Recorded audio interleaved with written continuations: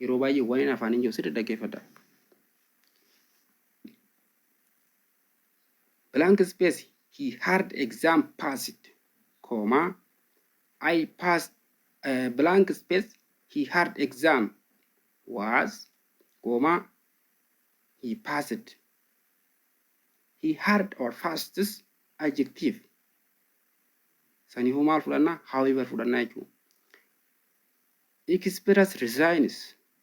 Under express resigns because, since, as plus clause. Clause means subject plus verb. Akkas jechuudha jechuudha. Subjectii ida'u verbii jechuudha. Clause jechuudha.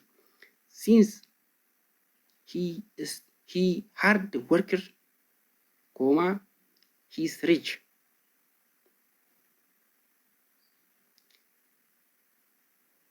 He is rich because he work hard. Since, as, because the same as garaagarummaa tan qaban. Garuutu immoo wanti isin adda baafatanii qabachuu qabdan because of, due to plus noun plus. What the difference between since, as, because of, due to? Let us see one by one. He stopped play because of the rents. Due to lack of money, comma I stopped projects. Lack of money is noun plus. Due to the fact that, because of the fact that is the same as to, because, or since, or as. Garaagarummaa takka hin qaban isaan kun. Laalaa sirriitti. Choice correct ones. Amma let us see. The game was cancelled. The game is cancelled. Jennee maal jechuu qabna? Because or because of the bad weather. Mee kana ilaalu. The bad weather is noun plus. Why? Because followed by the subject plus verbs, not followed by noun plus. The game is cancelled because of the bad weather. The bad weather is noun plus.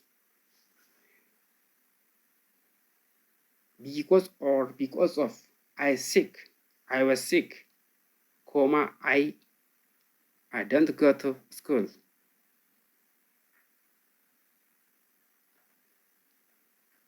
Because subject plus verbs.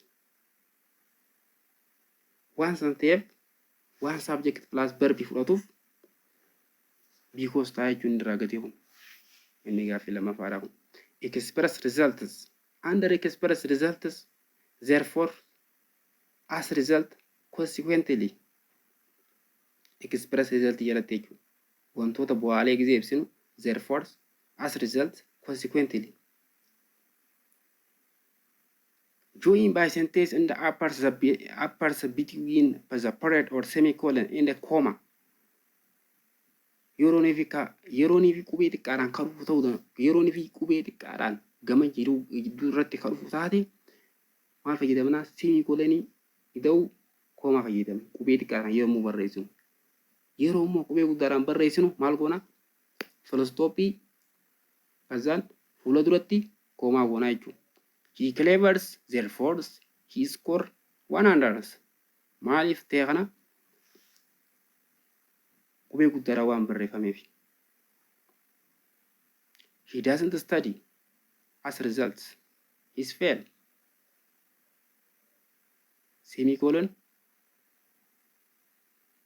comma. Qubee xiqqaadhaan asiin qubee xiqqaadhaan barreeffamtee jechuudha.